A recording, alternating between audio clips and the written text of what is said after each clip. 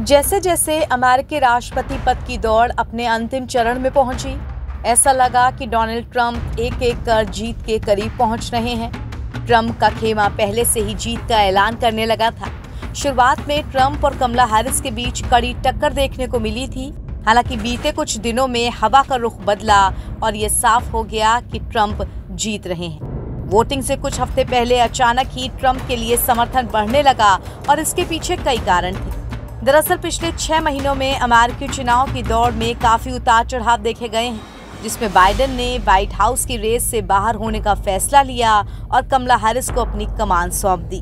पहले कमला Harris Trump के साथ रेस में आगे नजर आईं, लेकिन जल्द ही तमाम सर्वे में कमला पीछे भी दिखने लगी। इन सब में अहम भूमिका ट्रंप की हत्या की कोशिश के मामले ने निभाई। इसमें न केवल उनके समर्थक एकजुट हुए, बल्कि जनता के रुख में भी बदलाव देखने को मिला। उनकी प्रचार टीम और समर्थकों ने इसे इस तरह से प्रचारित किया कि ट्रंप एक मजबूत नेता हैं जिन्हें बहुचर्चित डीप स्टेट मरवाना चाहता है। इस बीच कमला हैरिस कई मुद्दों पर उलझती हुई दिखी। अवैध प्रवास जैसे मुद्दों पर ट्रंप की आक्रामकता का मुकाबला वो नहीं कर सकी। साथ ही गाजा युद्ध को लेकर वो इजराइल के खिलाफ कुछ हद तक नपे-तुले शब्दों का इस्तेमाल करती दिखी, जिसने उनकी छवि को नुकसान पहुंचाया। कमला हैरिस जिस बेबाकी के लिए जानी जाती थीं, यहाँ वो नहीं दिखी। वो कई मुद्दों पर बैकफुट पर आईं। शायद यही वजह है कि अमेरिकी चुनाव की बाजी ट्रंप के पक्ष में पलट गई। आइए देखते हैं वो तमाम मुद्दे जिनके चलते ट्रंप की जीत हुई, और इनमें सबसे पहला बनता है अवैध प्रवास को लेकर के कड़े रुख का मुद्दा। अमेरिकी राष्ट्रपति के तौर पर अपने पहले कार्यकाल से ही डोनाल्ड ट्रंप अमेरिका फर्स्ट की नीति के मजबूती के पक्षधर में रहे हैं। उन्होंने अवैध प्रवास का कड़ा विरोध किया।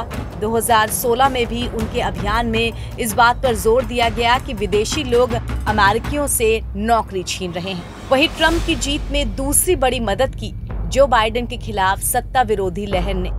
राष्ट्रपति जो बाइडेन का कार्यकाल एक तरह से काफी विवादित माना जाता है। उनके कार्यकाल के 1 साल बाद ही रूस ने यूक्रेन पर आक्रमण कर दिया। वहीं पिछले साल अक्टूबर में हमास ने इजराइल पर। हमास के हमले के जवाब में इजराइल ने जो तबाही मचाई, अब गाजा से निकलकर वो लेबनान तक पहुंच चुकी है। इसके अलावा ट्रंप की जीत का एक बड़ा कारण एलन मस्क का तन मन धन से उनका साथ देना भी बन गया। जी हाँ, पिछले 6 महीनों से एलन मस्क डोनाल्ड ट्रंप के लिए जीत के सबसे बड़े कारणों में से एक बन गए हैं। दुनिया के सबसे अमीर आदमी ने न केवल अपने अभियान समूह अमेरिका PSC में 199 मिलियन से अधिक का निवेश किया, बल्कि हाई स्टेट पेंसिल्वेनिया में चुनाव प्रचार के लिए भी काफी समय और ऊर्जा खर्च की।